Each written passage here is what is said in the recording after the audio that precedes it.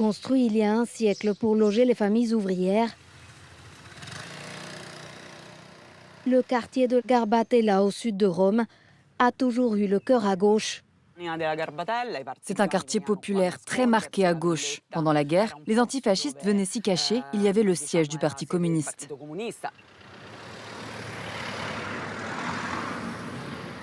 Et pourtant, c'est ici qu'a grandi la championne de l'extrême droite italienne, Giorgia Meloni.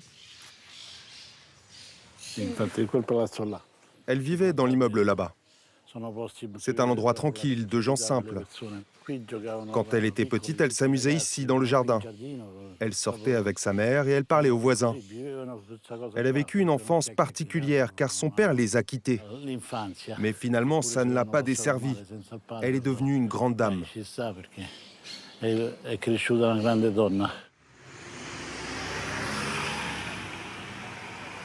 Vincenzo, retraité de 69 ans, a voté pour l'enfant du quartier aux dernières élections.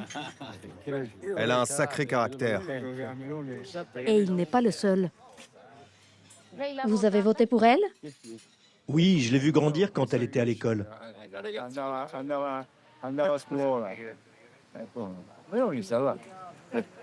Ma belle-mère vivait dans le même immeuble, là-bas, dans l'appartement juste en dessous du sien.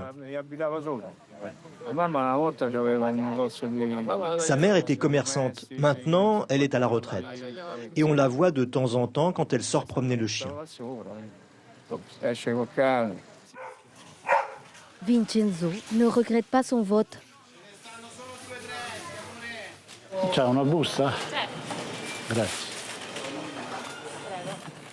Et pourtant, depuis l'élection de Giorgia Meloni il y a 3 ans et demi, sa situation économique ne s'est pas améliorée.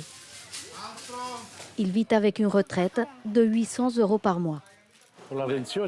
Avec ma retraite, c'est un peu compliqué de faire les courses. Cela dépend aussi de ce que je veux manger. Moi, en tant que retraité, j'essaie d'économiser un peu, de me contenter de ce que je peux m'offrir. Disons qu'aujourd'hui, on paye encore le prix de la guerre. Ce n'est pas de la faute de Meloni. On lui met tout sur le dos, mais elle fait ce qu'elle peut.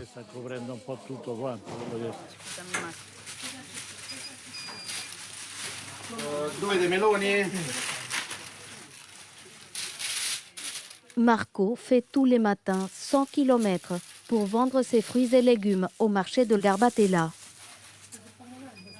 9,60. Mi date un po' di basilico?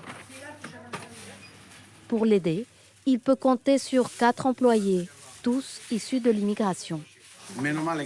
Heureusement pour nous, il y a des étrangers qui bossent. On a besoin de bras. La population augmente et les gens doivent manger. Les Italiens ne veulent plus faire ces métiers. Ils préfèrent étudier.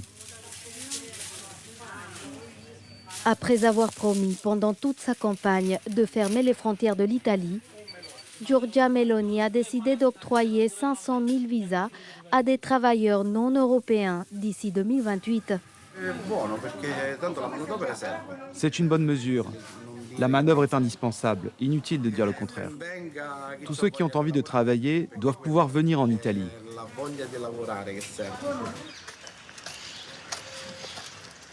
Vincenzo nous accompagne là où Giorgia Meloni a commencé sa carrière politique, la permanence du parti d'extrême droite de l'époque.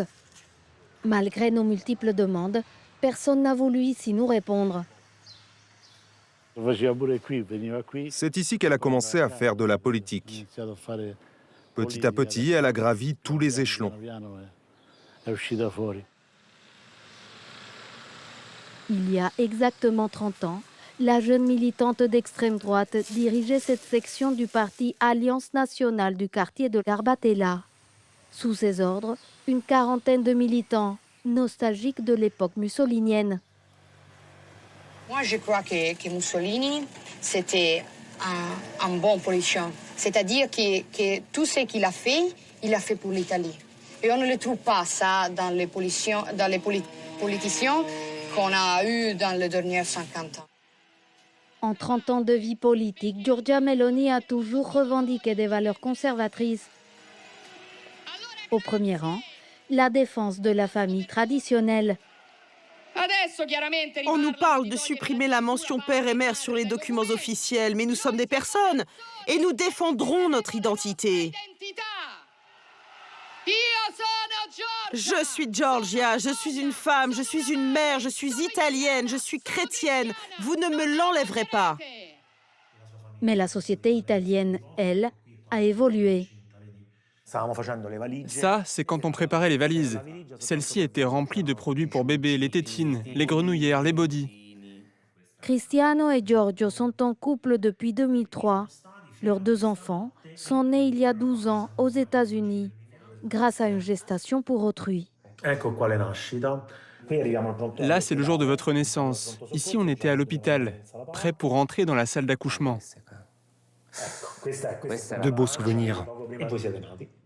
Et voici Ginevra, à peine née, juste avant Emanuele. Et ici, notre première photo, tous ensemble. On a mis 3 ans à nous décider de le faire. Je voulais devenir père. Nous sentions ce désir de paternité et c'était la seule façon de le faire. Car pour nous, l'adoption n'est pas possible. En 2024, le gouvernement Meloni a fait adopter une loi qui fait de la GPA réalisée à l'étranger un crime universel, avec des peines de 3 mois à 2 ans de prison et des amendes de jusqu'à 1 million d'euros. Le gouvernement Meloni a mis sur le même plan, nous, des pères de famille, et des personnes qui commettent des crimes de pédophilie ou de génocide.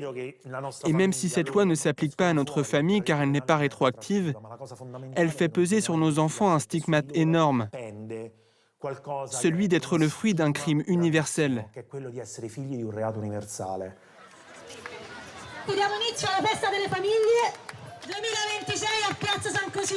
Ce matin-là, Cristiano, Giorgio et leurs enfants rejoignent d'autres familles homoparentales.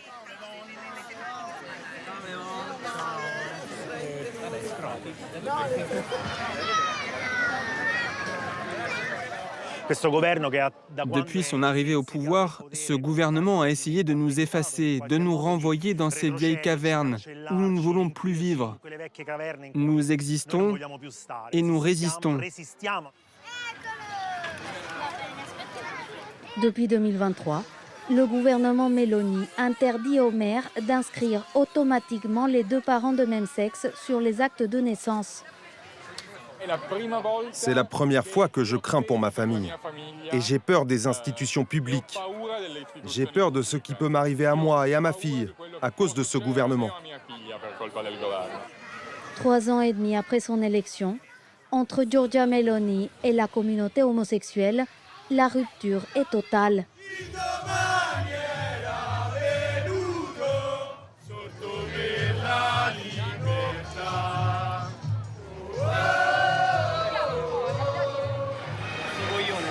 Alberto Cicchinelli est, lui aussi, un enfant de Garbatella.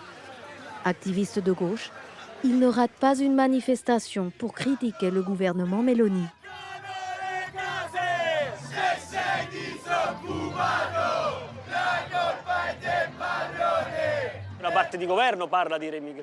Il y a une partie du gouvernement qui parle de remigration. Et il y a eu toute une tentative qui va à l'encontre de la Constitution italienne pour créer des centres d'expulsion en dehors de notre pays, pour déporter des personnes. Ces centres ont été construits en Albanie avec de l'argent public italien. Après avoir été freinés par plusieurs décisions de justice, ils accueillent aujourd'hui des migrants dans l'attente de leur expulsion. De retour à Garbatella, Alberto nous fait visiter la coopérative solidaire où il travaille depuis 20 ans. Hai studiato in Bangladesh. How many years did you study in your country? 11. Nous sommes un lieu de résistance. Nous nous opposons aux politiques de ce gouvernement vis-à-vis des migrants qui arrivent dans notre pays. Apprendre l'italien aux migrants qui arrivent ici ne devrait pas être fait par des associations privées. Ce devrait être une responsabilité de l'État. Dans ce parc public, des bénévoles enseignent notamment l'italien à des étrangers.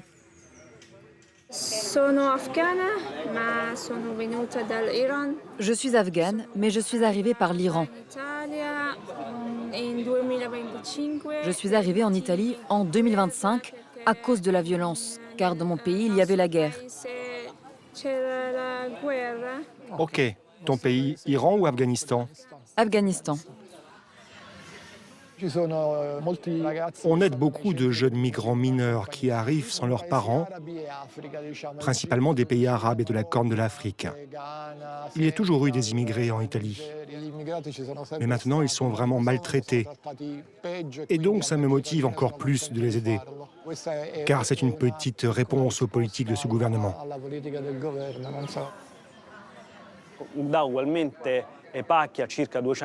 En plus des cours, il y a une série d'activités solidaires, comme la distribution de colis alimentaires pour environ 200 familles en difficulté. On l'organise une fois par mois. Antonietta a vécu toute sa vie à Garbatella. Aujourd'hui retraitée, elle vient tous les mois remplir son caddie. Elle résume parfaitement le ressenti de beaucoup d'Italiens économiquement en difficulté. Nous, personne ne nous aide. Eux, tout le monde les aide. Ces quelques activités, on leur apprend l'italien. J'ai compris, mais je vous dis, nous, personne ne nous aide. Eux, on leur donne tout. Ça dépend des points de vue, madame. Moi, j'ai mon point de vue. Quoi? C'est vrai ou pas? C'est un peu dur ce que je dis, mais on a assez de problèmes pour ne pas devoir, en plus, aider ces sales gens. Antonietta avait placé ses espoirs dans Giorgia Meloni lors des élections de 2022. Aujourd'hui, elle se dit profondément déçue. J'ai voté pour elle et je le regrette aujourd'hui. On m'avait dit qu'elle était bien. Je ne la connaissais pas vraiment. Et j'ai voté pour elle en me disant, si elle vient de Garbatella, elle fera quelque chose pour nous. Mais elle n'a rien fait.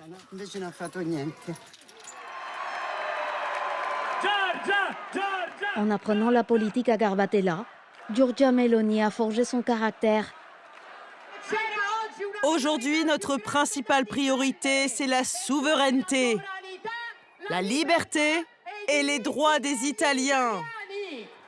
Sa combativité est devenue sa marque de fabrique.